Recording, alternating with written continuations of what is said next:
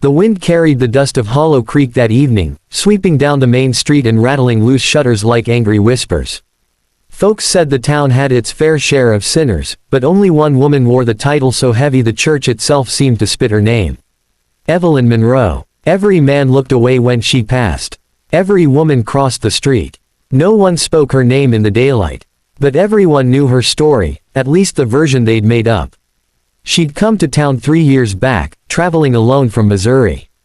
They said she'd run off with a married man. Others swore she'd worked at a saloon in Abilene where the whiskey ran cheap and the girls ran cheaper.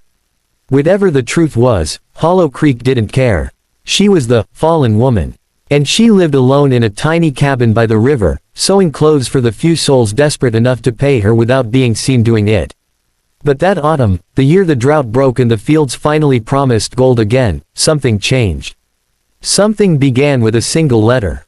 It came from Thomas Grady, a widower with calloused hands and a face carved by work and grief. He'd lost his wife to fever 2 winters ago, and folks pitied him, until he stopped coming to church and started keeping to himself. He ran a wheat farm outside town, quiet as a ghost, living off black coffee in the hope that someday, something might feel like home again. The letter wasn't long, just a few lines written in rough handwriting. Miss Monroe, I hear you mend clothes better than anyone in town. I've a jacket that's come apart at the shoulder. I can pay fair. T.G. Evelyn almost didn't go, but she did. That visit stretched into an hour. Then another. He poured her coffee, and they talked, not much, but enough. She told him how she'd learned to sew from her mother back in Kentucky. He didn't ask about her past. He never looked at her the way other men did. When she left, his jacket was fixed, but something else had been stitched that day too, something neither of them could name. The next week, she came again. Then again. By the time the harvest dance was announced at the church hall, half the town's gossip was already circling like vultures. You reckon she'll come, Mrs. Harlan asked behind her fan. Who? That Monroe woman. Lord, no. Not unless she plans to steal someone's husband again. But Evelyn did come. She wore a blue dress she'd made herself. Nothing fancy, but it caught the lamplight like water. Heads turned. The music faltered. For a long, breathless moment, Hollow Creek forgot how to breathe. Then came the whispers. Look at her boldness, walking in like she belongs. Thomas Grady invited her, they say. Lord above, I hope that ain't true. But it was. Thomas stood near the corner, eyes steady on her as if no one else existed. He didn't care that the other men stepped back from her like she carried the plague. He walked straight to her and said, Would you dance with me, Miss Monroe? The silence in that hall could have broken glass.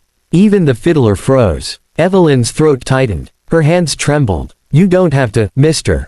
Grady, she whispered. I want to. And then he took her hand.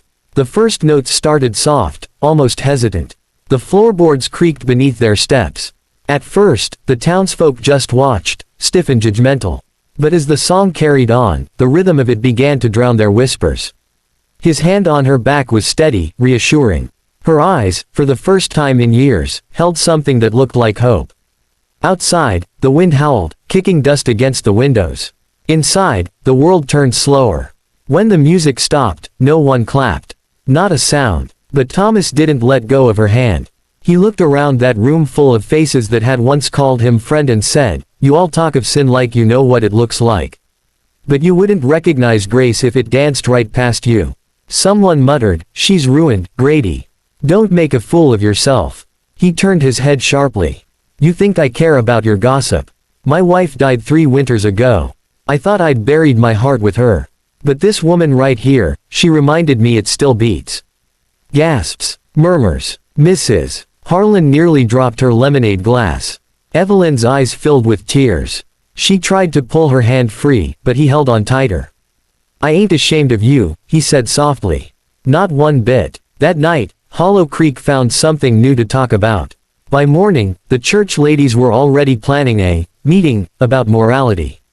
The blacksmith said Thomas had lost his mind.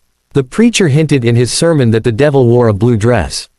Evelyn stayed home for days, humiliated and scared. A rock shattered her window one night, no note, just hate. She packed her things before sunrise, ready to disappear. But before she could leave, there was a knock at the door. Thomas stood there, hat in hand.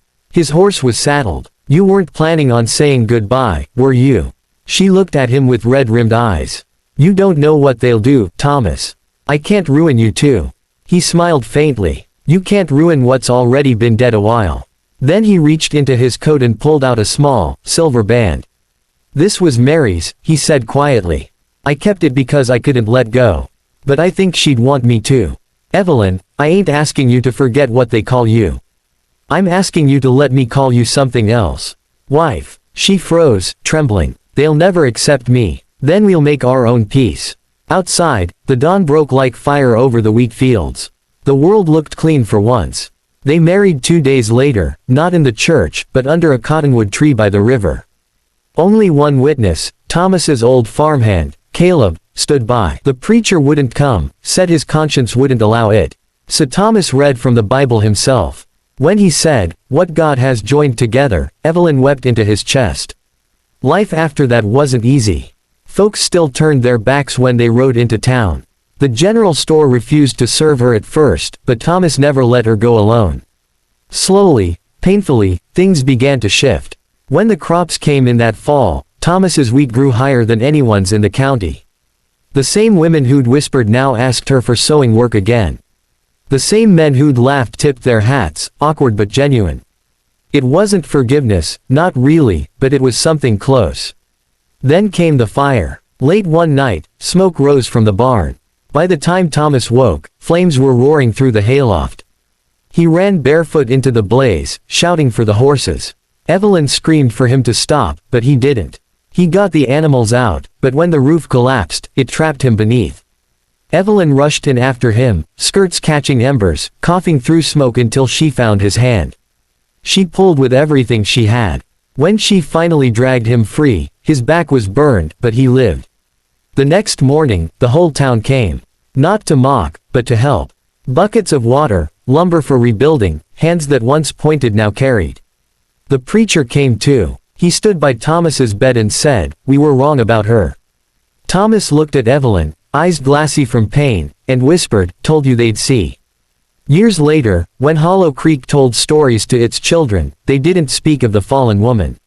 They spoke of the one who stayed when everyone else turned away, the one who sewed, danced, and pulled her husband from a burning barn. The one who taught them all that grace doesn't live in church walls or whispered prayers, it lives in the hands that choose to hold yours when the world lets go. And if you walk past the river now, where the cottonwoods still stand, you'll see a wooden cross carved with 2 names, Thomas and Evelyn Grady. Below it, faint but clear, someone once etched words that no storm ever washed away. She wasn't fallen. She was rising.